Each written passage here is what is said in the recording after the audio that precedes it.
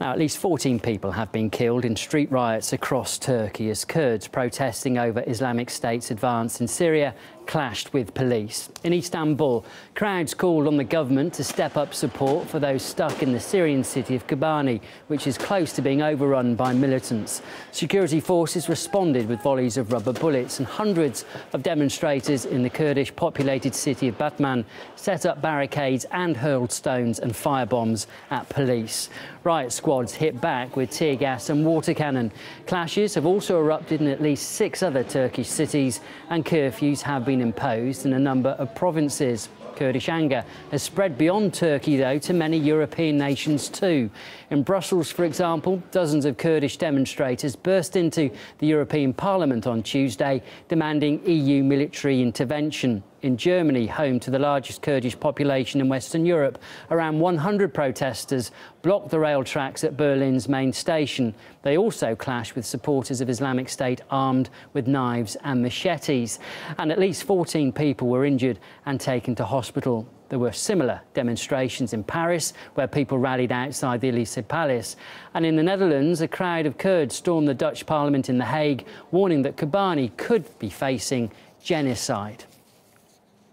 Well, we're seeing live pictures here now from London. Protesters there waving Kurdish flags and announcing the Islamic State advance. And on Tuesday, hundreds marched in support of the Kurds in central London, and a crowd gathered also at Heathrow Airport.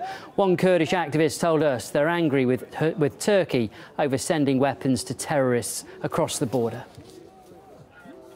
If Turkey is going prevented ISIS to take Kobani, they have to be supported and cooperate with the Kurds on the ground and to support it. The only thing the Kurdish forces asking Turkey to do, not to intervene, just to stop facilitating and sending weapons to ISIS group, because we get till now 45 ISIS wounded people have been treated in the hospital, while the Kurdish fighter and civilian are not allowed to cross border.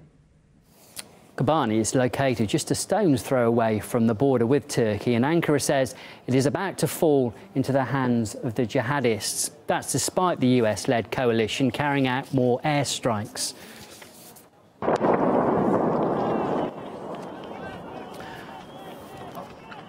Western forces have launched their most sustained attack so far on Islamic State fighters in Syria. Jihadists have been trying to take over Kobani for weeks. Local Kurdish militias are so far managing to retain control of the city centre, but 2 black Islamic State flags are already flying over the city's eastern edge. The 3-week assault has cost a reported 400 lives and forced up to 200,000 people from their homes. RT spoke to one of those who managed to escape. I ran away 12 days ago. My village is close to Kobani. When everything began, we were told to run away. My uncle, who is 80 years old, was unable to come with us, and he was killed by Islamic State in his home. We then walked all the way to the Turkish border. But Recep Tayyip Erdogan and his soldiers didn't allow us to cross the border. They were also killing us. Generally, they are the ones that are responsible for everything that's happening to Kurds now. It was Turkish soldiers that killed many of my friends. There are not a lot of us left, the Kurds. We only hope God will save us. Neither Erdogan nor Turkey will help us. An 8-year-old girl was raped by ISIS fighters. That really happened. Then they killed her and left her body on the street.